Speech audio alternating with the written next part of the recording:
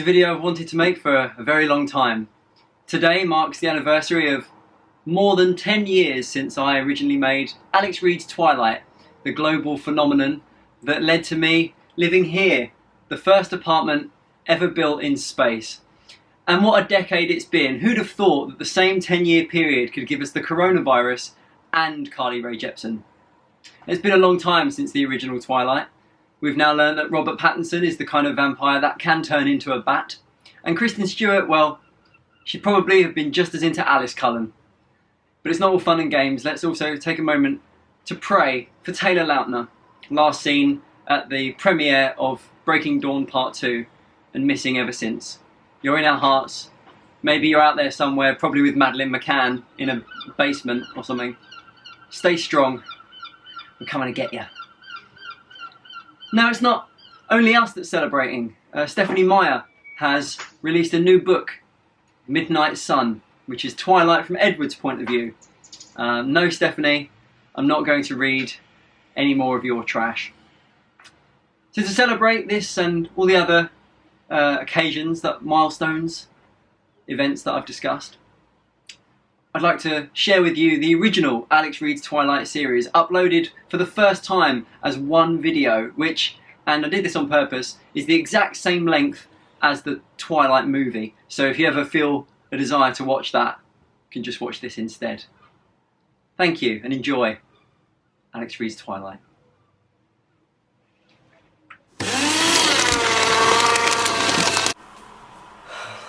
Oh God, I just saw myself on camera holding a copy of Stephanie Meyer's Twilight, the international #1 bestseller. Now let me explain why I bought this. Younger people seem to love this book, they think it's brilliant, and everyone else says that it's shit. So what I thought I would do is read it cover to cover and give you my thoughts. When Isabella Swan moves to the gloomy town of Fawkes and meets the mysterious, alluring Edward Cullen, her life... Oh, I can't believe I'm reading this. It's an extraordinary love story that will stay with you long after you have turned the final page. Now, I agree with that. I think it will be an extraordinary love story, and I think it will stay with me long after I've turned the final page. I'm really excited that I own this book. Starts off with a Bible quote. See? People who haven't read Twilight don't know that it starts off with a Bible quote. Already you're learning. I've now read chapter 1, and in the time it took me to read chapter 1, I've had a haircut.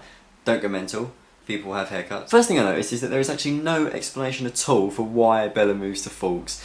She starts off by describing Fawkes and saying that it's just a really, really horrible place. It has gloomy, omnipresent shade. I detested Fawkes, she says. And now she's going there. And we don't know why. In fact, her mum says to her, "You don't have to do this." And apparently she said that 1,000 times. But Bella just goes. There's no reason why. Maybe that will come apparent later on in the story. But right now, she's just moaning about going to this place. And I'm just thinking, well, just tell your mum you don't want to go. We get a description of Bella's mum, incidentally. Bella says, "My mum looks like me, except with short hair and laugh lines." We don't know what Bella looks like. What a pointless description. She's moving to Fawkes in Washington to be with her dad, and her dad buys her a truck, which is lovely. When she gets to her dad's house, she just sits in her new room and has a little cry, because she's in Fawkes and she doesn't want to be. But I still don't understand why she can't just go home. This is the point where we actually get a description of Bella now. She says that she is ivory skinned. It's not something I've ever heard a teenager say. And then we just get more complaints. This is like reading Adrian Mole in prose. Sometimes I wondered if I was seeing the same thing through my eyes that the rest of the world was seeing through theirs. Maybe there was a glitch in my brain. I didn't sleep well that night, even after I was done crying. Over the small fireplace were a row of pictures. Those were embarrassing to look at. I'd have to see what I could do to get Charlie's her dad, to get Charlie to put them somewhere else. It made me uncomfortable. I didn't want to be early to school, but I couldn't stay in the house anymore. My jacket had the feel of a biohazard suit. It was still drizzling. Sloshing of my new boots was unnerving. Just constant, like, oh, my life's Bella and I'm shit in every way. So now it's Bella's first day in school, still chapter 1. It wasn't obvious that it was a school. Only the sign which declared it to be the Fawkes High School made me stop. What would be more obvious than a sign saying Fawkes High School? Oh, stupid girl. Nothing really eventful happens. Some kids try and speak to her. She doesn't really care about them. She goes to a couple of classes. They make her introduce herself to the class. She feels awkward. Then she goes to the cafeteria and she meets the Cullens. There were 7 of them all sitting together in the cafeteria, and we meet all of Edward Cullen's entire family. I don't really pay attention to any of it. It says that's Edward and Emmett Cullen and Rosalie and Jasper. The one who left was Alice Cullen. They all lived together with Dr. Cullen and his wife. And then some of them are dating.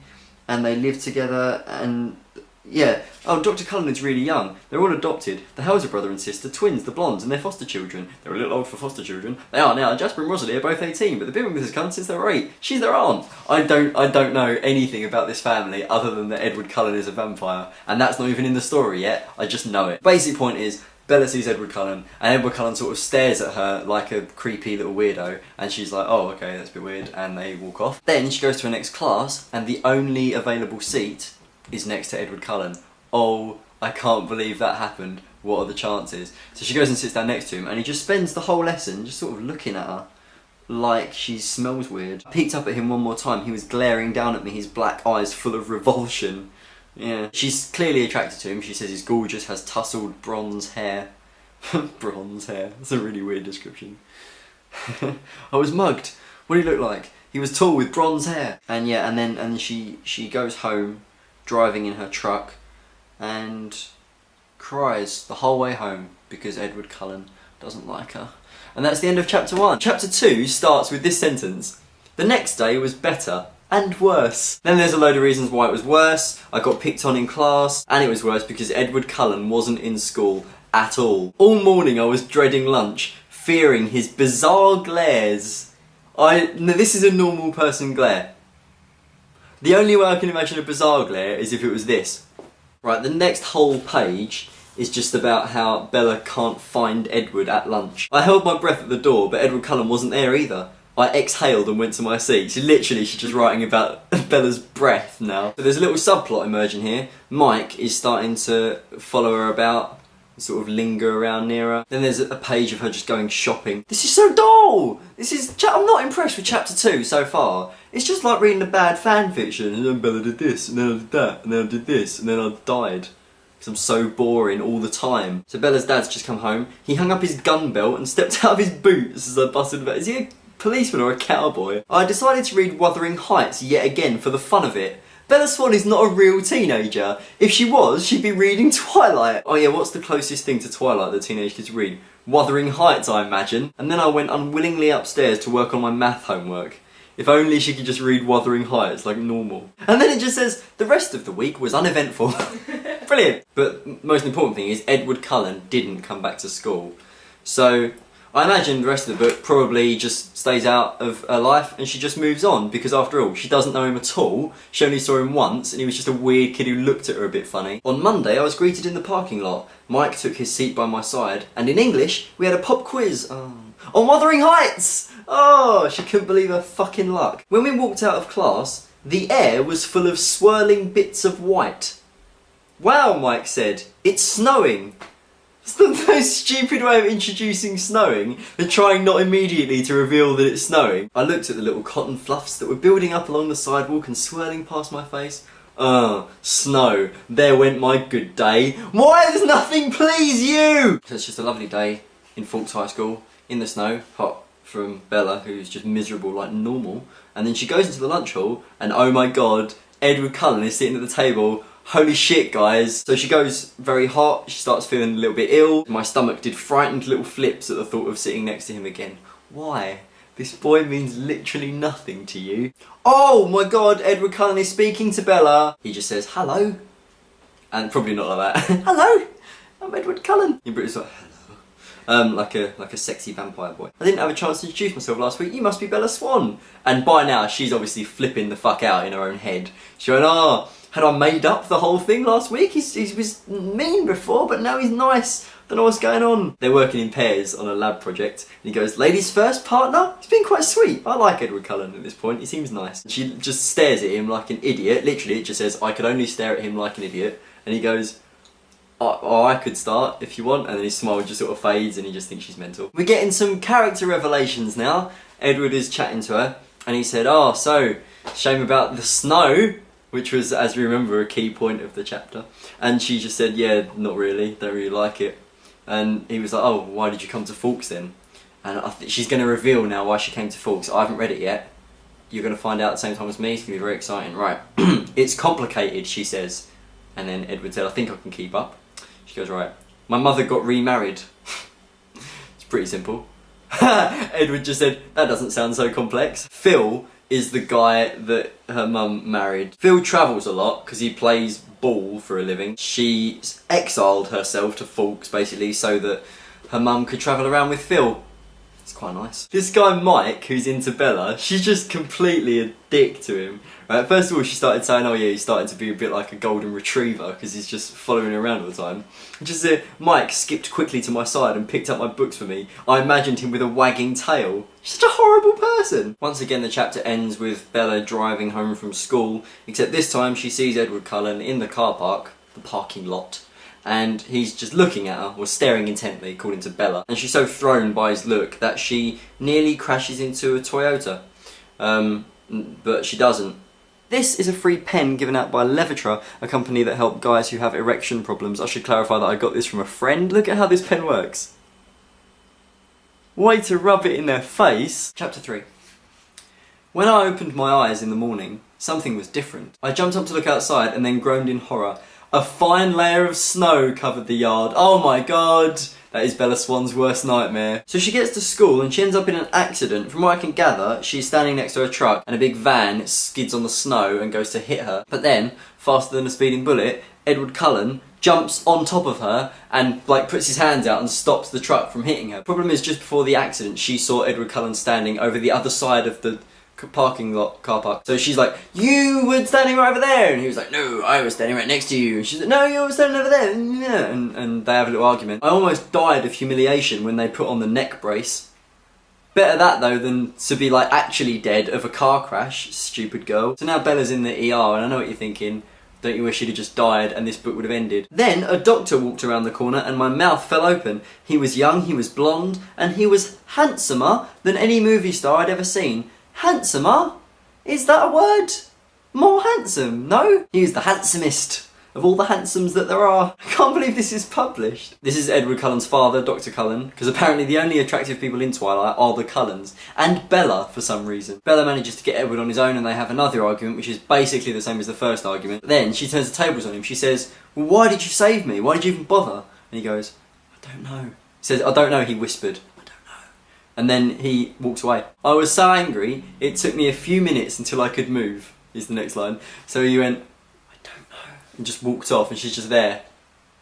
If anyone had walked past, because presumably it's a hospital, people would just walk through the corridors, they'd have just seen her there, assuming she had a stroke or something. I'm fine, I'm just too angry to move. Bella gets driven home, she goes to sleep, and that's the end of the chapter. I think I'm actually just going to read chapter 4 as well, because that was quite short. She says that for the next month, she sits next to Edward in biology, and Edward just doesn't acknowledge her at all, doesn't speak to her. And she went, I did try. The first day after the accident, I went into school, and I tried to start chatting to him, and this is her attempt at conversation. Hello, Edward, I said pleasantly. He turned his head toward me without meeting my gaze, nodded once, and then looked the other way. And that was the last contact I'd had with him. You can't just, that's not it. Hello? I'm defeated. Well, just say to it, how are you? Just try anything else. I watched him sometimes, unable to stop myself. From a distance though, in the cafeteria or the parking lot. Yeah, because watching him from a distance is less weird. Despite my outright lies, the nature of my emails alerted my mother to my depression. You're not depressed, are you? Jessica calls Bella over and says, can I ask Mike to the Girls' Choice Spring Dance? And at lunch, Jessica's really quiet, and then she's not sitting with Mike, and Mike's really quiet. I wonder what's happened. It's a bit like a subplot, except that I don't care at all. But fortunately, old Smire doesn't keep us hanging for long. So, Mike said, looking at the floor, Jessica asked me to the dance. I told her I had to think about it. I was wondering if you might be planning to ask me. What's the point of a Girls' Choice Spring Dance where the girls ask the guys if the guy then walks up to the girl and goes, are you gonna ask me to the dance? That's the... Oh, and Bella says, Mike, I think you should tell her yes. That is a burn. Rejected by Bella Swan. Gets to the end of biology and Edward goes, Bella, it's better if we're not friends. Harsh. Then we had gym. Today I was worse than usual because my head was so filled with Edward. Like that's not always what your life is. End of school day, she goes to her truck. Probably means the chapter's ending soon because it always ends with her driving off in her truck. Hey Eric, she said. Hi Bella, Eric said. What's up? I said. I was just wondering, we know what he's wondering. I was just wondering if you would go to the spring dance with me. Now instantly I have a point to raise, but Bella's raised it as well. I thought it was Girls' Choice. Well, yeah, he said. No excuse, just yeah, but Yeah, do you want to choose me? Thank you for asking me, but no. As she starts driving off, Edward Cullen pulls out in front of her and stops her from leaving. So she's waiting there for him to move his car, and then Tyler, the guy who nearly ran over her just a chapter ago, pulls up next to her. She goes, yeah, I'm sorry about this, I can't get through. Edward Cullen's being a wanker. Oh, he goes, no, it's alright. I just wanted to ask you something while we're here. It's pretty obvious what he's going to ask her. Will you ask me to the spring dance? Why do the guys of Fawkes High School not understand the concept of a girls' choice dance? For fuck's sake. Will you ask me to the spring dance? Bella goes, no, I'm not going, Tyler. My voice sounded a little sharp. It wasn't his fault that Mike and Eric had already used up my quota of patience for the day. I like the idea that you'd have a quota of patience for the day. Like if I phone one of my mates at 11 in the morning, oh, can I phone you back later? I'm actually quite busy. Alright, yeah. Phone him back that night. What the fuck do you want? I drove home slowly, carefully, muttering to myself the whole way. Grumble, grumble, grumble, everyone coming. That's Bella's voice in my mind. Bella makes dinner that night, and while she's making the dinner, Jessica phones her up. Bella picks up the phone and says, what the fuck do you want? Because she's used up her patience quota for the day. Jessica's phoning to tell her that Mike has accepted her invitation. So they celebrate that for a bit. So when Bella's been rejecting all these guys, she's been saying, oh no, I'm going to be in Seattle that day, so I can't go to the dance. As Bella's walking into school, Edward follows her and says, a week from Saturday, you know, the day of the dance, I heard you were going to Seattle that day, and I was wondering if you wanted a ride. Honestly, Edward, I can't keep up with you. I thought you didn't want to be my friend. Good point. I said it would be better if we weren't friends, not that I didn't want to be. Oh, thanks. Now that's all cleared up. Heavy sarcasm. That sounds like me making a comment, but it actually says, now that's all cleared up. Heavy sarcasm. Like Stephanie Myers just letting us know. She's being sarcastic there. Will you go with me to Seattle? And Bella nods. Oh, this isn't going to end well. And then Edward goes, you really should stay away from me. I'll see you in class. What a mixed signal is that? He turned abruptly and walked back the way we'd come. The way we'd came? Again, grammar, something that you probably want to work on for the sequel. In biology, the only class that Bella seems to have, all of the classmates are pricking their fingers to get a little bit of blood for their experiment or whatever. It sends Bella really, really faint. She steps outside with Mike, who we all remember, to take her to the nurse, and then Edward Cullen finds her. Chapter 5 is 22 pages long, yet there is nothing else in that chapter worth reporting. It's just a massive long conversation, a non-versation between Bella and Edward. This is all of their conversation summed up. Hey Bella. What? What? Why are you asking how I am? I'm just asking. Well, why are you asking? Because I want to be bad. Why do you want to be bad? Oh, I don't know. Oh, I don't know. And it's just, that's it! A book of that! Makes me genuinely angry. Literally, Bella gets ill and Edward gives her a lift home. And that is the whole chapter. So I'm going to go straight on to chapter 6. So all of Bella's friends are very excited that she got to chat to Edward, and it says here, I intercepted a few unfriendly glances from Lauren during lunch. Who the fuck is Lauren? I was right behind her, just a foot from her slick silver blonde hair.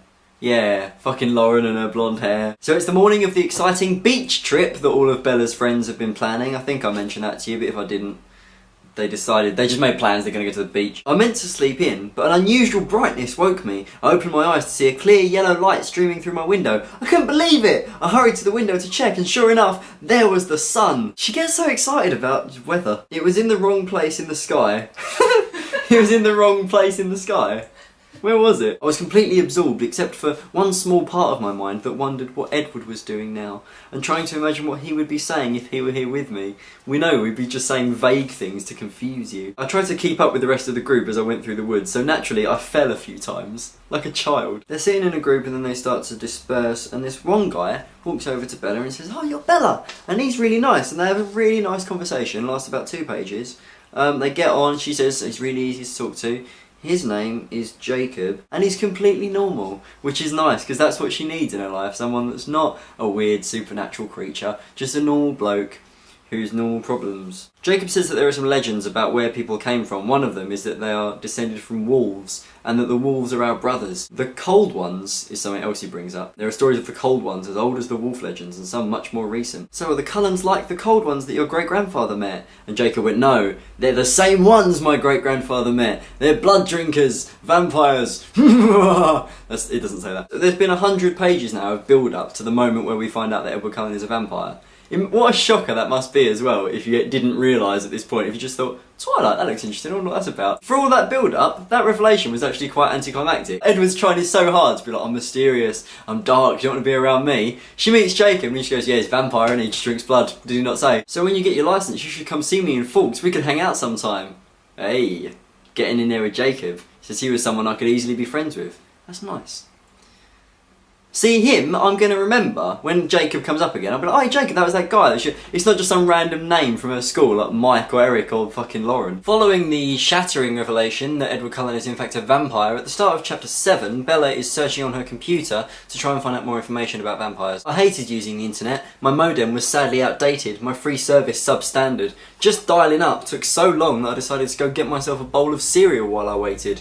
Naturally, the screen was covered in pop-up ads when I turned to my computer. I forgot that Twilight was set in the mid-90s before pop-up blocking was introduced. I'm assuming Stephanie Meyer knows what a modern computer is like, because presumably she typed this up on one, unless she sneezed it all out one day and then handed it to her publisher. I got to my favourite search engine and typed in one word, vampire. When the results came up, there was a lot to sift through. Everything from movies and TV shows to role-playing games, underground metal, yeah, and shit books. She thinks to herself and she concludes that there are 2 questions that she needs to think about. Number 1, is it possible that what Jacob said about Edward Cullen and his family are true? Is he really a vampire? Maybe he is, but secondly, and most importantly, what was I going to do if it was true? The first option she considered is be smart, avoid him as much as possible, cancel our plans, go back to ignoring him, pretend there was an impenetrably thick glass wall between us in the one class where we were forced together, tell him to leave me alone. That seems logical given that he's a vampire, but then she says, I was gripped in a sudden agony of despair as I considered that. My mind rejected the pain, quickly skipping on to the next option. And the only other option that she thinks is worth considering is, I'll act exactly as I'm acting now. I'm already in too deep, I can do nothing about this. When I thought of him, I wanted nothing more than to be with him right now. But I couldn't think about it here in the darkening forest, not while the rain made it dim as twilight under the canopy. It's the title of the book! Oh, that's what it means. It's a reference to weather, typical. I slept dreamlessly that night, exhausted from beginning my day so early. I woke for the second time since arriving in Fawkes to the bright yellow light of a sunny day. I skipped to the window, stunned to see that there was hardly a cloud in the sky. I opened the window and sucked in the relatively dry air, so I can only imagine that she just goes... I ate breakfast cheerily. How do you eat breakfast cheerily? Toast jumps out of the toaster and you're like, psh, ah. Yeah! When I saw Jessica intrigued, she was bubbling with enthusiasm. She, Angela and Lauren were going out dress shopping for the dance. I don't remember what dance that is. Is that the dance that all the guys asked her out to? I'm guessing yes. And she wanted me to come too, even though I didn't need one. It would be nice to get out of town with some girlfriends, but Lauren would be there. Fucking Lauren, man. What the fuck is Lauren in this book? Just coming in, ruining our protagonist's life. I hate Lauren. Who's Lauren? As I crossed the threshold of the cafeteria, I glanced towards the Cullens table, as was my routine. A shiver of panic trembled in my stomach as I realised it was empty. Desolation hit me with crippling strength. Angela asked a few quiet questions about the Macbeth paper, which I answered as naturally as I could, while spiralling downwards in misery. Bella, your life is so hard. The rest of the day passed dismally. Fucking hell, she needs to just like cheer up and watch some Family Guy or something. Not even the sunlight is cheering her back up now. This is bad. The day ends, she goes to sleep. It was sunny again in the morning. I awakened with renewed hope that I grimly tried to suppress. Fuck, better not be happy for a moment, eh? Try and be as miserable as possible all the time. It was the same as yesterday. I just couldn't keep little sprouts of hope from budding in my mind, only to have them squashed painfully as I searched the lunchroom in vain and sat at my empty biology table. The dress shopping scheme was back on for tonight and made all the more attractive by the fact that Lauren had other plans. Way! And then she meets up with Jessica and Angela, and that's the end. Here are some deleted scenes.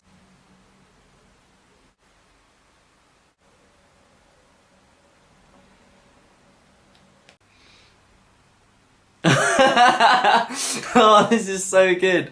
Okay. All that and more still to come on the brand new episode of Alex Reads Twilight. Na na na na every day, got my iPod stuck on replay. Except that iPods don't have a replay function, so it was probably just stuck on repeat.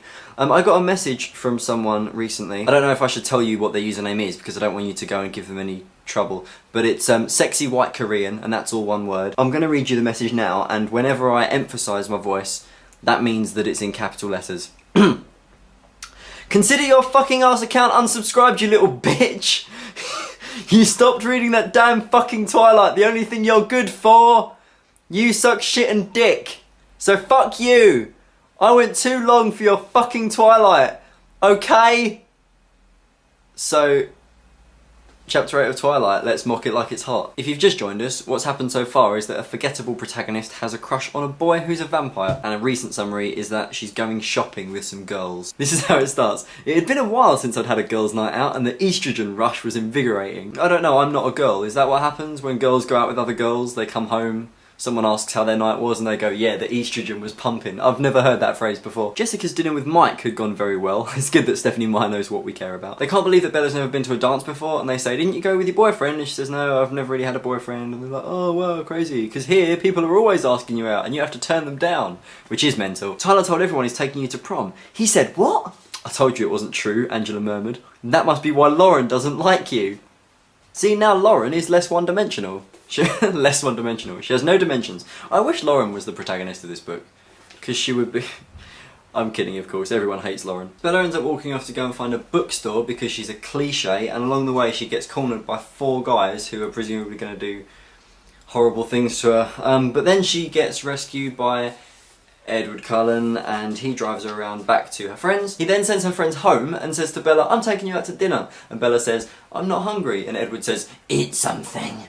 In what is described as a voice that was low but full of authority. So that's lovely. He flashed his gleaming smile, dazing her momentarily. Surely no matter how attractive a person is, you're not capable of just smiling at someone and making them go boing like a Hanna-Barbera cartoon. Edward starts charming on the moves with his dazing powers. He gives her his jacket because she's cold, and then he says, that colour blue looks lovely with your skin. What a weird thing to say to a person. And now Edward confesses why he's there. I followed you to Port Angeles, which is where they are. I wonder if it should bother me that he was following me. Instead, I felt a strange surge of pleasure. Right, so you know when she was cornered by those 4 blokes in the alleyway? My concern is that if Edward hadn't turned up, she'd have just started to enjoy it for some reason. She's been like, oh, I should be scared, but actually this is quite nice. I like the attention. Basically, Edward says that he can read people's minds. I can't find any point where Bella actually reacts to this. It just seems like a normal part of the conversation. And he reveals that the only person he can't read the mind of is Bella. They leave the restaurant, they get in the car, and Edward says, right, now it's your turn to tell me.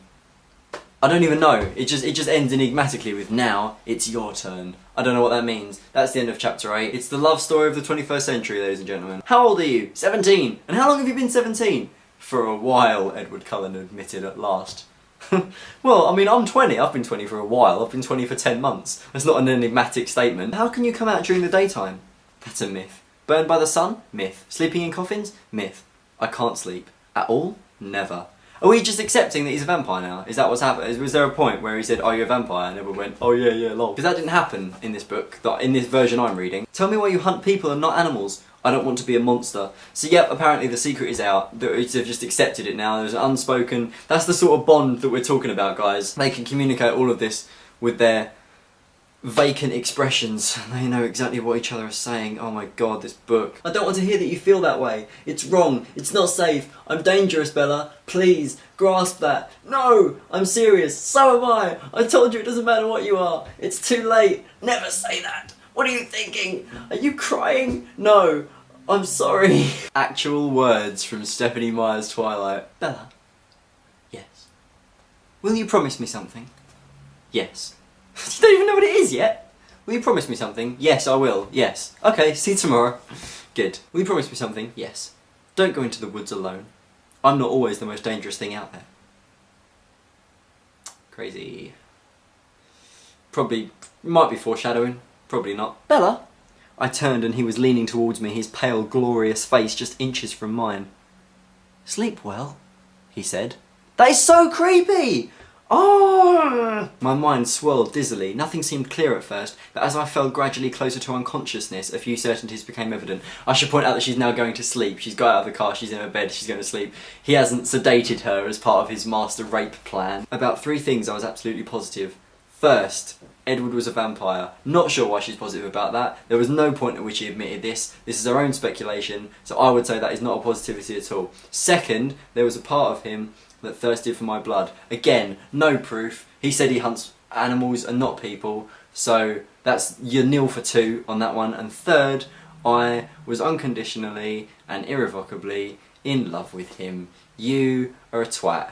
Chapter 10 soon. Bye. It was very hard in the morning to argue with the part of me that was sure last night was a dream. Logic wasn't on my side, or common sense. I'm right there with you. I was a few feet down the driveway before I realised there was a car. A silver car. My heart thudded, stuttered, and then picked up again in double time, which isn't medically safe. Do you want to ride with me today? So Edward Cullen's in the driveway with his car and he's offering her a ride to school. That's what's happening. I don't know how you're brave enough to be alone with him, Jessica says to Bella. Bella says, why? He's so intimidating, I wouldn't know what to say to him. Well, don't think Bella does either, just because she has the chance to. She leaves class after talking to Jessica. Edward's outside waiting for her. Hello, he says. Hi. I couldn't think of anything else to say, so it was a quiet walk to the cafeteria. My heart throbbed at his words. Well, your heart would be beating either way. It's a heart. His eyes were penetrating, trying futilely, I assumed, to lift the truth straight from my mind. Is futilely a word? I lifted my hand from my neck and held up one finger. I dropped my hand to the table, moving my left hand so that my palms were pressed together. I stared at my hands, twisting and untwisting my fingers. That sounds more like a biology lesson than any of the biology lessons I've actually had. That was it for chapter 10. Chapter 11 begins with, everyone watched us as we walked together to our biology table. Mr. Banner backed into the room pulling a tall metal frame on wheels that held a heavy looking outdated TV. A movie day! And what happens is that they put the film on and turn the lights out and suddenly Bella is like, holy shit, I'm in the dark with Edward Cullen, and she just gets horny. I was stunned by the unexpected electricity that flowed through me, amazed that it was possible to be more aware of him than I already was. A crazy impulse to reach over and touch him nearly overwhelmed me. Oh yeah, Twilight's getting good. I couldn't concentrate on the movie. I didn't even know what subject it was on. Biology. Probably. I turned to say goodbye, but his face startled me. His expression was torn, and so fiercely beautiful that the ache to touch him flared as strong as before. My goodbye stuck in my throat. He raised his hand and then swiftly brushed the length of my cheekbone with his fingertips. His skin was as icy as ever, but the trail his fingers left on my skin was alarmingly warm, like I'd been burned but didn't feel the pain of it yet. We all know the feeling of that moment when you've been burned but you can't feel the pain of it yet. That is how she felt. I was wondering if Edward would be waiting after gym, or if I should meet him at his car. What if his family was there? I felt a wave of real terror. Did they know that I knew? Was I supposed to know that they knew that I knew, or not? Edward gives Bella a lift home, and then he says, tomorrow it's my turn to ask you the questions. What's your favourite colour? I rolled my eyes. It changes from day to day. Oh, you're so deep. What's your favourite colour today? Probably brown. It continued like that for the rest of the day. While he walked me to English, when he met me after Spanish, all through the lunch hour he questioned me relentlessly about every insignificant detail of my existence. Of course, Stephanie Meyer doesn't care about Bella Swan, and so we don't get the answers to those questions, because Stephanie Meyer is Bella Swan. As the teacher approached the light switch, I noticed Edward slide his chair slightly farther away from mine. It didn't help. As soon as the room was dark, there was the same spark, the same restless craving to stretch my hand across the short space and touch his cold skin. Bella feels like a woman. I groaned internally. I don't know how that happens. It's a noise. You can't. Oh. End of chapter 11. Oh, I found at the back of the book, I found a little bit of information about the author. There's no picture, but it says Stephanie Meyer graduated from Brigham Young University with a degree in English literature. I haven't read a chapter of Twilight in a while, so let's get crack-a-lacking on that. Jacob and his dad have gone to Bella's house for the evening. The main point of this is that Jacob is asking Bella about Edward, but there's a subplot in which Bella is making a sandwich, and quite a lot of the chapter is dedicated to that. The grilled cheese sandwiches were in the frying pan, and I was slicing up a tomato when I sensed Jacob behind me. I stared down at the pan, pulling up the edge of a sandwich to check the bottom side. Jacob says, I didn't recognise who the driver of your car was, and Bella nodded non-committally. First of all, not sure if that's a word. Secondly, not sure how that happens. You nod. Non-committal nod. I nodded non-committally, keeping my eyes down as I flipped the sandwiches. Jacob, could you hand me some plates? They're in the cupboard over the sink. Sure. He got the plates in silence. So who was it? He asked, setting 2 plates on the counter next to me. They watched the game together and then Jacob and his dad leave. I don't know what happened to the sandwiches in the end. That's a subplot that will be left dangling. Hopefully they'll deal with that in New Moon. Which I'm not going to read, by the way. A lot of people are saying, you've got to do New Moon afterwards. No. Just... that would be milking it, wouldn't it? I slept better that night. The evening with Billy and Jacob seemed harmless now. I decided to forget it completely. Good, so I'm glad that was completely unimportant and that you made us read it all before you decided that. I'm happy to forget it completely as well, so let's just carry on. I caught myself whistling while I was pulling the front part of my hair back into a barrette, and later again as I skipped down the stairs. Shit! Don't be too happy, will you? How do you catch yourself whistling? Is that... oh my god! And then she bursts into song. Oh, what a beautiful morning. I don't know why Bella sounds like a baritone man. Edward was waiting outside in his shiny car. I didn't hesitate, climbing in the passenger side quickly. He grinned his crooked smile at me. Since when did he have a crooked smile? I've read 11 chapters and not once did she mention he had a crooked smile. This is a crooked smile right there. He grinned his crooked smile at me, stopping my breath and heart. Definitely not. I couldn't imagine how an angel could be any more glorious. There was nothing about him that could be improved upon. Oh god, this is so disgusting. I tried to keep my eyes away from his perfection as much as possible, but each time his beauty pierced me through with sadness. Oh. When they're at lunch, Edward says, oh, I shouldn't have given you a ride today because I'm leaving early, so you're going to have to make your own way home. She goes, oh, that's alright, it's not that far of a walk. And then he frowns and says, I'm not going to make you walk home. We'll go and get your truck and we'll leave it here for you.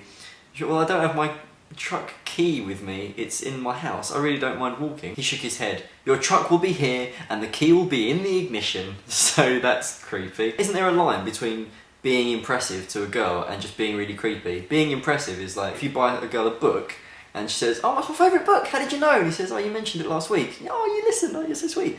But breaking into their house and getting their car keys and then driving their car there and leaving it there for them and saying, here's your car, is just not. That's not how to charm a girl. So don't get love advice from this book is my point. People are predictable, but you never do what I expect. You always take me by surprise. She whistled this morning, she should tell him about that. That was unpredictable. Alice was suddenly standing behind Edward's shoulder, her short inky hair in a halo of spiky disarray around her exquisite elfin face. Her slight frame was willowy, graceful, even in absolute stillness. Too many words. I'll be there in the morning, he promised, smiling his crooked smile. You know that famous Edward Cullen crooked smile? When the school day had finally ended, I walked to the parking lot. I didn't especially want to walk home, but I couldn't see how he would have retrieved my truck. There it was, sat in the same space he'd parked his Volvo in the morning. I shook my head as I opened the unlocked door and saw the key in the ignition. She just seems to be impressed, which really annoys me. There was a piece of white paper folded on my seat. I got in and closed the door before I unfolded it. 2 words were written in his elegant script. Be safe. I knew I was far too stressed to sleep, so I did something I'd never done before. I deliberately took unnecessary cold medicine. I woke early, having slept soundly and dreamlessly thanks to my gratuitous drug use. So what's happened is that he's taken her to this really, really lovely meadow where they can hear the bubbling music of a stream and there are wildflowers and the sun was overhead, filling the circle with a haze of buttery light. Edward is going to demonstrate today the enigma of him and the sun and what happens when he stands in the sun. So the chapter ends with Edward seemed to take a deep breath and then he stepped out into the sun. And that's the end of the chapter. I don't know about you, but I am so excited to read the next bit of the book. I actually just started reading the next chapter. The first line of chapter 13 is Edward in the sunlight was shocking. Well, there you go. Cliffhanger for you. That's like the beginning of a tabloid. What is? Edward in the sunlight was shocking! I've recently bought an iPad, so I'm really excited to read the new chapter of Twilight off it. In the meantime, I want to give you a little bit of history about this book. Stephanie Meyer wrote Twilight because she had a dream about 2 characters, a dishy vampire and a bland teenage girl, who were sitting in a meadow and talking quite reasonably about the fact that they were in love, but he was a vampire and wanted her blood. Having woken up from this dream, she couldn't get it out of her head, and she wrote that scene, and then she wrote from that scene until the end of what has become the Twilight book. And then she went back to the beginning and wrote up until that scene. So what I'm saying basically is that she started writing the book in the middle, and I believe that this chapter is the chapter that was her dream. In theory, this means that the book should get better from this point on, but I don't know. Let's do this. Edward in the sunlight was shocking. Now and then his lips would move so fast it looked like they were trembling. But when I asked, he told me he was singing to himself. How boring is she that he's just, oh, it's alright, you just do your own thing, I'll just sit here and sing. Oh god, she's like, I've never seen him so freed of that carefully cultivated facade. He had never looked less human, ... or more beautiful. What if he just starts like eating a deer in front of her? Is she just gonna get really turned on? His expression slowly folded into a mask of ancient sadness. Edward has now just told her that they shouldn't be together because he craves her blood way more than he craves any other blood. And he's now using an ice cream analogy to explain that to Bella, who apparently can't understand the concept. You know how everyone enjoys different flavours? Some people love chocolate, others prefer strawberry. Every person smells different. It's not a hard concept. You want her blood more than you want anyone else's blood. That's fine. I say chomp on the blood, enjoy yourself, indulge. Who's gonna care? Who's gonna miss Bella Swan? Now he's just reminiscing on all of the ways that he nearly killed her in their courtship so far. He reveals that the reason he saved her from that truck earlier in the book is because if her blood had been spilled, he wouldn't have been able to resist lapping it up off the tarmac, and then everyone in the school would have known that they were vampires, and that would have been really bad. But Bella, I couldn't live with myself if I ever hurt you. You don't know how it's tortured me. The thought of you still cold, to never see you blush again, it would be unendurable. So never happy. He wants to kill her, he can't. He wants to not kill her, he can't. Bloody hell. You are the most important thing to me now. The most important thing to me ever. For some reason. And then he says, and so the lion fell in love with the lamb. I've seen that. That's been a popular quote from the book. They put it on their Hot Topic bags and stuff. But I thought that would be a part of, you know, Bella's internal monologue, not something a character actually fucking says out loud. Do girls fall for that? I mean, do girls actually fall for lines like that? Amy, what do you think? I wonder how many people have masturbated to this chapter.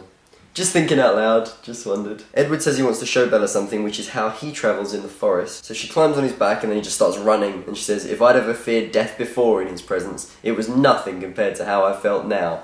And yet she's probably more in love than ever before. So they run and run and run, and she gets very, very dizzy and says, oh, I feel a bit motion sick, I need to lie down, I need some help. And he just laughs. You stupid girl with your smelly blood and your motion sickness. Lois Lane never had motion sickness. Oh god, he's gonna kiss her. Holy shit. He goes to kiss her very, very softly, make sure that it's all okay and safe, and he's not gonna like bite her lips and suck the blood and all that. But then she just goes absolutely mental. She just grabs his head, gasps, and is like, oh my god, Edward Cullen, and instantly pulls back and is like, what are you doing, woman? After all of this, he was a different Edward than the one I had previously known.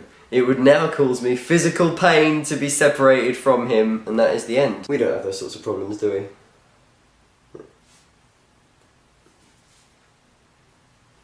So David Cameron is our new Prime Minister. The Conservatives have formed a coalition with the Liberal Democrats, and the new Labour leader is, can you believe it, a woman. Of all things, how modern. So everything's back to normal, and I am back to reading this fucking book. So let's go. Edward reveals that he came to Bella's house almost every night, and the reason that he did that was because she talks when she sleeps. What's your experience with people who talk when they sleep? It's usually kind of mumbling and not very coherent, is it? Yeah, and it doesn't kind of make me want to come back and hear them every single night. Well, Bella said, what did you hear? And Edward said, you miss your mother, you worry about her, when it rains the sound makes you restless, you used to talk about home a lot, but less often now. So they've been exchanging letters or something. It's usually, yeah, pig flies up south with the carrot or something. Bella goes to bed. See you in the morning, Dad. I walked up the stairs to my room, shut the door loud enough for him to hear, and then sprinted on my tiptoes to the window. Edward, I whispered, feeling completely idiotic. The response came from behind me. Yes? He lay smiling across my bed, his hands behind his head, his feet dangling off the end. How did she not notice that? Edward says, I've had the scent of you in my head all day. Does that not make any sense? Like, that's like saying I've had the sound of your laughter in my mouth all day. Edward continues, first love is incredible, isn't it? The difference between reading about something and then actually experiencing it. And Bella says, very different. More forceful than I'd imagined. Sex metaphor here coming up. Just because I'm resisting the wine doesn't mean I can't appreciate the bouquet. So if you want to explain to me in the comments what you think that means. Do you have any more questions for me? Said Edward. One more. What is it? No, forget it. I changed my mind, said Bella. Bella, you can ask me anything. If you don't tell me, I'll just assume it's something much worse than it is. He threatened darkly. It's genuinely what it says. If you don't tell me, I'm going to assume it's something completely different from what it really is. Suddenly his eyes just start glowing red. Oh, I just realised I'm not wearing my Twilight shirt. Bella is asking Edward how marriage works in the vampire world and saying, I just wondered about you and me someday. And he says, yeah, I don't think that would be possible for us. You're so soft and fragile. I have to mind my actions every moment that we're together so that I don't hurt you.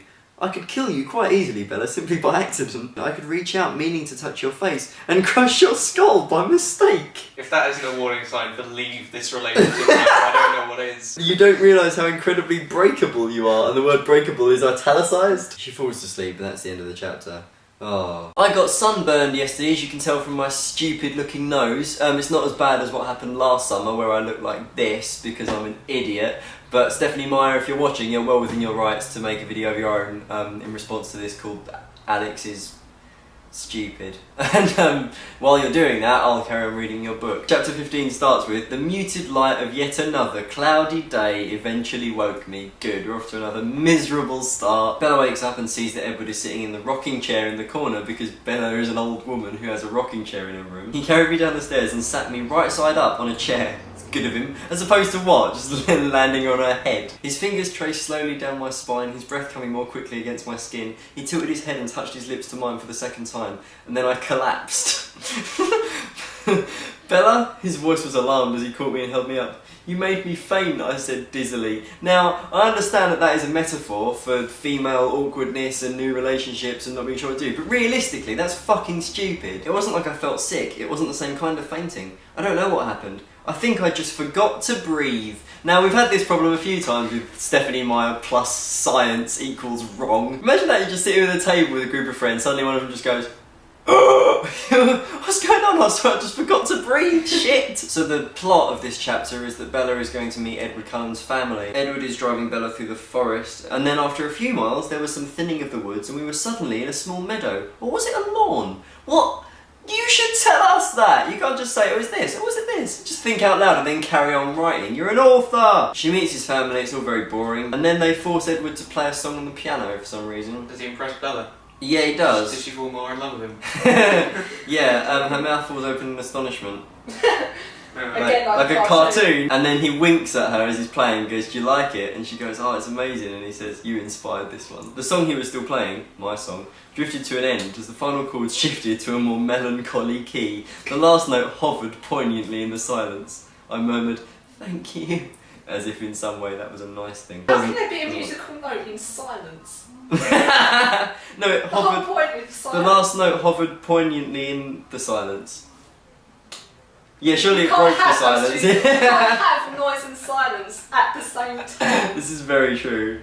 So science and music so far. She's so moved by the song that she starts crying, and then this just really weird thing happens. Edward touched the corner of my eye, trapping one of the tears. He lifted his finger, examining the drop of moisture broodingly. Then, so quickly that I couldn't be positive he really did it, he put his finger to his mouth to taste it. He gazed back for a long moment before finally saying, do you want to see the rest of the house?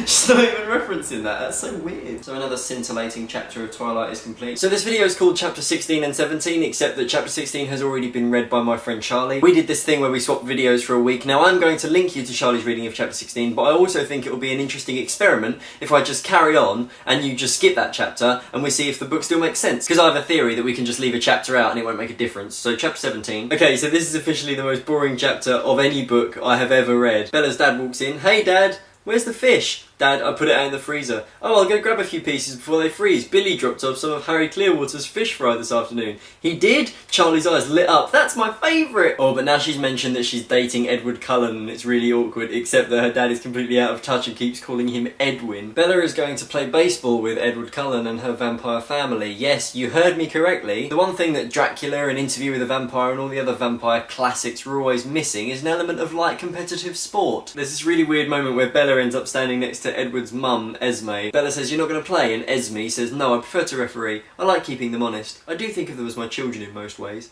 I could never get over my mothering instincts. Did Edward tell you I'd lost a child? My first and only baby. He died just a few days after he was born, the poor thing. It broke my heart. That's why I jumped off the cliff. Bella says, you don't mind then that I'm so wrong for him? And Esme says, no, you're what he wants. It'll work out somehow. There's a lovely message there of love conquering all, and you know, if you love each other, everything can work out. But not if one of you wants to kill the other one. That surely is an exception. How are you enjoying the game? Said Edward. Well, it would be nice if I could find just one thing you didn't do better than everyone else on the planet, I said. He flashed his crooked smile, leaving me breathless. Apparently we're just recycling all the ideas from the old chapters. But oh no, danger! There are some other vampires that are coming to play baseball as well. Edward is worried that they'll catch the scent of Bella's blood and realise that she's a human and kill her, so he says, put your hair down. Chapter 18 now, because Chapter 17 was a non-event. They emerged one by one from the forest clearing. The first male into the clearing fell back immediately, allowing the other male to take the front, orienting himself around the tall, dark-haired man in a manner that clearly displayed who led the pack. The third of them was a woman. Their eyes were different too, not the gold or black I'd come to expect, but a deep burgundy that was disturbing and sinister. They just walk up to him and go, "You got room for a few more players?" And Edward's dad says, "Actually, we were just finishing up, but we'd love to do that another time. Are you staying in the area for long? We'd rather you didn't hunt in this area because we're trying to keep a low profile." And the other vampire says, "Of course, we certainly won't encroach on your territory, we just ate anyway." So you think that was a massive anticlimax until James suddenly whipped his head around, scrutinising me, his nostrils flaring. Edward stayed in front of me, tensed up like a lion. Because that's the thing about lions, is they're always so tense. Edward starts driving the Jeep at 120 miles an hour and strapping Bella in and saying, "We're going far away right now." It was the single most menacing thing I had ever heard. So Edward's now driving like a maniac and Bella's saying, "No, please, you've got to stop because he'll track the scent of me to my dad's house and then he'll kill my dad and everything will be really bad." So she has used her brain on page 335 for the first time and said, "You take me back to my house, I'll tell my dad that I want to go back home to Phoenix and we'll wait until the tracker's watching and then we'll run and he'll follow us and he'll leave my dad alone and then you can take me anywhere you want." So we're up to chapter 19 now and things are starting to happen and it's only taken 340 pages and now, I've got pins and needles in my foot and I just fell over there. I've literally just finished reading The Hunger Games by Suzanne Collins and I'm going from that to this, so it's very sad. Chapter 19, quite fittingly, is called Goodbyes. If you forgot where we last left our heroine, she's being chased by a vampire called James who wants to kill her for, well, because he's a vampire and that's what they do. Alice, Emmett, Edward's voice was a command. Doesn't make sense. Edward's command was the command, his voice was just what he used. Another weird sentence. "I can do this," I sniffed. My tears had given me an inspiration. Not had given me some inspiration, but like a quota. Like I'd got 3 inspirations. "I love you," I said in a low intense voice. "I will always love you, no matter what happens." "One more thing," I whispered passionately. "One more thing." She basically just needs to leave because she's scared that her dad's gonna die. And she says, "Just let me go, Charlie." Which are apparently also her mother's last words when she walked out that same door so many years ago. Which would have had some emotional impact if we'd had any indication of that before this point in the book. Stephanie, I'm trying to work with what you've given me. I'm doing my best. Maybe you should just stick to working on Midnight Sun. Touchy subject. I wrenched open the door of the truck. I gunned the engine and peeled out. "My car's broken down." "Oh, have you gunned the engine?" "Yeah, I gunned it. It's not gunning." "Oh, have you peeled out?" "Yeah, I peeled it." They sound like cooking instructions. "Have you chopped it?" "Yeah, I've chopped the gears. I've done everything." "Have you grated it?" Have you grated the wheels?" "Yeah, I've grated the wheels." Bella's still getting chased by James and she lets out a blood-curdling scream. That will solve all her problems. Then her blood will curdle and then she won't be appealing to Edward. Ha, ha, ha, ha, ha. I suppose while I'm here I should get a thumbnail sorted out for this video. Here we go. I'll do. Bella asks, "Why me? Why does James want to kill me?" And Edward says, "Well, if you didn't smell so appallingly luscious, he might not have bothered." So apparently it's not just Edward. Bella is just like catnip for vampires. Maybe there's something she can do about that. Like, you know, the taste of semen changes depending on what the person's eaten. Like, that's something I read. But if she like eats different food, maybe her blood... Oh, it's not important. So Bella's about to separate from Edward. He's going to go and try and kill James while Bella hides, and they have the most unromantic kiss I've ever read in any fiction ever. Edward was at my side at once. He caught me up in his iron grip, crushing me. He seemed unaware of his family as he pulled my face to his. For the shortest second his lips were icy and hard, then it was over. He set me down, his glorious eyes burning into mine. His eyes went blank, curiously dead, as he turned away and they were gone. That is romance, the best-selling romance of Twilight. I stood there as the tears streaked noiselessly down my face. Well, tears don't make noise, do they? There's no need to say the silent tears. Just as you cry, just... Or maybe like a... I don't know. What noise do you think tears make? Video respond. Have you stirred it? Have you tried stirring it? Yeah, I've stirred it. It won't gun. It won't do anything. Have you tried letting it simmer? Stupid Stephanie Meyer. This is not how you book. I've been reading chapter 20 now for 10 full pages. And I've had nothing to say. I've actually kind of enjoyed the experience of reading it. It's been quite a good chapter. She wakes up in this hotel room. She's chilling out with Alice and Jasper, who are part of Edward's family. And then I realised what it was that I enjoyed about it, and it's the fact that Edward isn't there. Because she's really worried about Edward, and then Edward phones her. "Bella," Edward said. "Oh, Edward, I was so worried." "Bella," he sighed in frustration, "I told you not to worry about anything but yourself." As soon as the phone went dead, the cloud of depression began to creep over me again. Do you remember Jacob? He was in the book earlier, he was just a normal guy. I think you should get with him, because he's just a normal guy. That's really all that happens in chapter 20. Okay, it's starting to unravel back to Stephanie Meyer quality again. Alice saw this vision of where James is going to go, and she drew like a vague room with some arches. And then Bella looks at it and says, "That's my ballet studio from 10 years ago." What? And then James phones Bella up and says, "I have your mother, come to the ballet studio." That's James's voice. The only expression I could manage was a dull, dead look. That's her managing, that's an expression that she tried to do. So she's writing a goodbye letter to Edward, and it's just everything she's always said before, just, "Oh, Edward, you're so brilliant, I'm really sorry I'm not as good as you." And this is what it says. "I love you, I'm so sorry, He has my mum. I know it may not work. I'm so very, very sorry. Please, this is the only thing I can ask you now. I love you. Forgive me. Bella. I folded the letter carefully and sealed it in the envelope. Eventually he would find it, and then I carefully sealed away my heart. Fucking hell. Chapter 22, let's hope it's rubbish. It had taken much less time than I'd thought. All the terror, the despair, the shattering of my heart. Yes! We're back! Right, so what's happened now is Bella has asked Alice how her predict the future thing works, and Alice basically says, I can only see the course people are on while they're on it. Once they change their minds, the whole future shifts. What stupid, that's not precognition. Like, we all have that ability to predict, that's just the present. Right now, I'm doing my Twilight video, so if Alice was sitting here, she'd be like, yeah man, you're doing your Twilight video. And then after I finish my Twilight video, right, gonna go and have some lunch now, she'd be like, oh, you're not editing your Twilight video, you're gonna have lunch, everything's different. What useless power. Oh, stupid. So Bella escapes from Alice and Jasper. Alice, using her special abilities, doesn't see it coming until it happens. And Bella gets in a cab and she goes to her mum's house and she's trying to make things right. And to make herself feel better, she imagines that Edward is there with her. She says, I visualised how I would stand on my toes the sooner to see his face. I'd run to close those last few feet between us and I would be in his marble arms, finally safe. Because that's what we've learned so far from this book, is that Edward is really the safest part of Bella's life. And without him, Bella would be a lot less safe. Oh, twist! Bella's gone to the dance studio and it turns out that her mother is completely safe. James found an old home movie of Bella's mum and played a little bit of the audio over the phone, and it was like, Bella, Bella! And then James went, oh, it's your mum, I've got her right here. Right, you can't talk to her though. And it was actually just a recording. And Bella fell for it and was forced to run away from all her vampire protectors, and now she's alone and about to die. And now, in a moment of surprising modernity, James is making a vlog about Bella's murder. He's basically kicking her around, breaking her leg and stuff, and filming it on a little handy cam, and he's gonna send it to Edward just to say, haha, killed your girlfriend. I don't know if he's gonna edit it or not.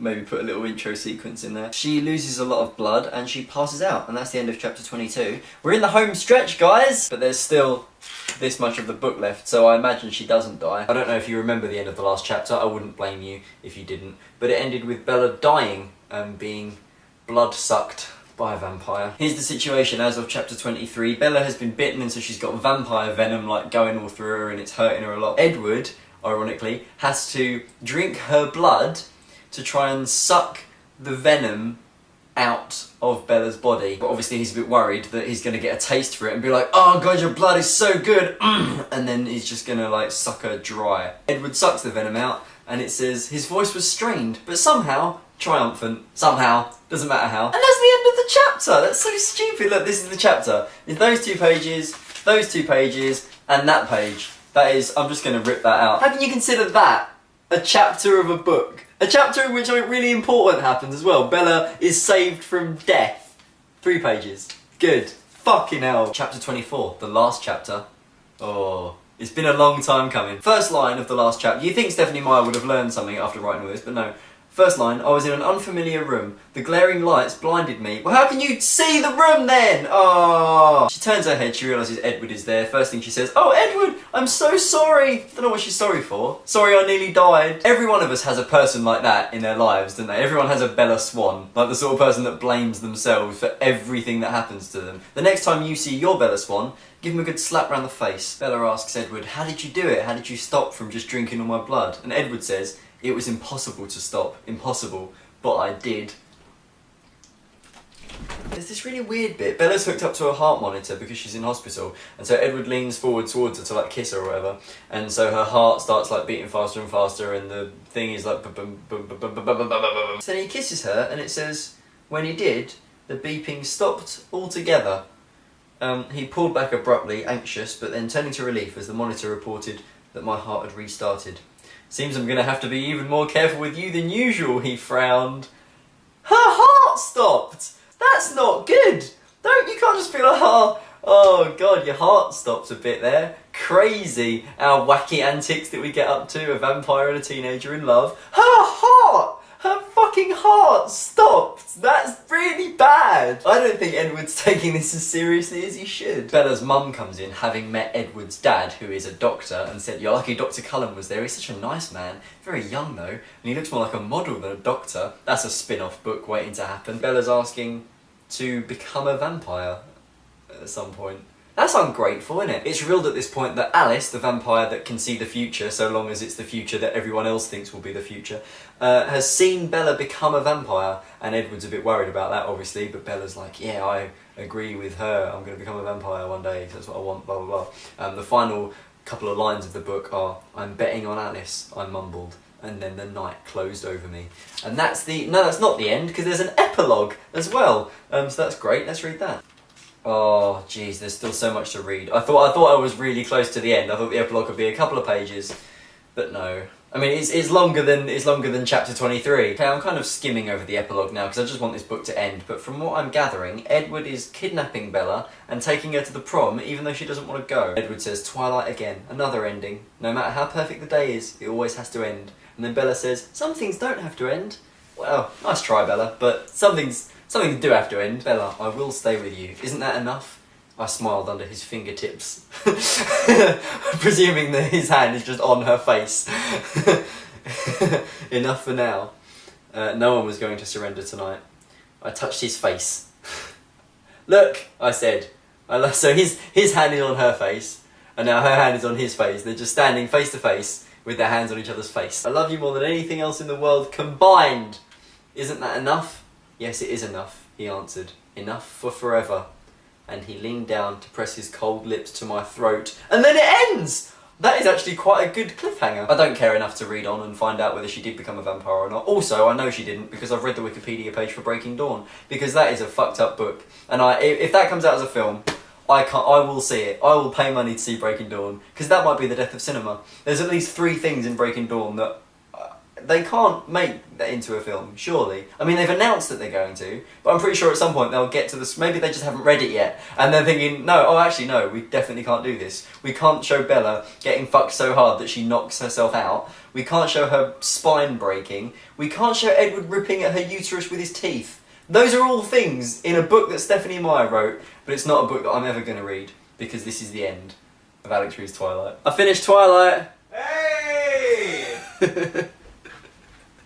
Oh, he's coming in. Thank you.